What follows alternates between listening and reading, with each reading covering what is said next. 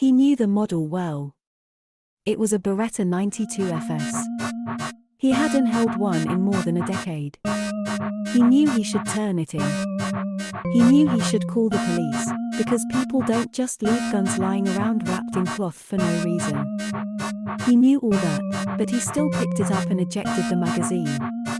The mag was one round short of full, and there was one in the pipe.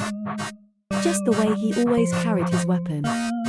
He'd known guys who chambered around, and then popped the mag and inserted an extra bullet, but Hagen had always considered that greedy somehow. Hagen slid the magazine back into the gun and put it into the waistband of his slacks. It wouldn't stay long, but it would do until he got to his car.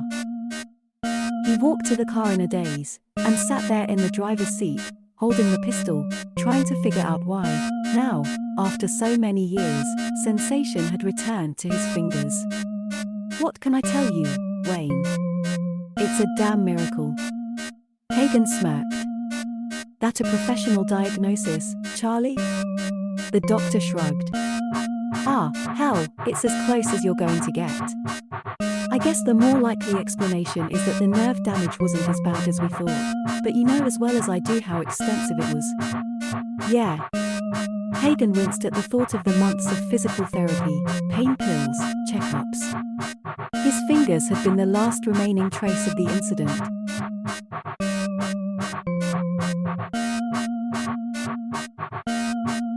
Actually, I've got another thought.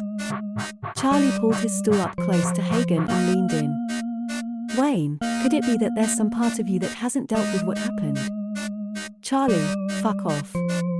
They both laughed, but the question lingered, so Hagen answered it. All the work I've been doing the past few years, you think that's because I'm not dealing? No, I think it's your way of dealing, if I'm being honest. Charlie grabbed his clipboard and made a note. You've never been good at saying, well, shit happens and going on.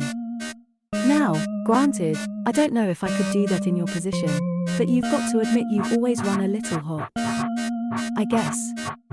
He stood up and stretched. Actually, there is something I want to talk about.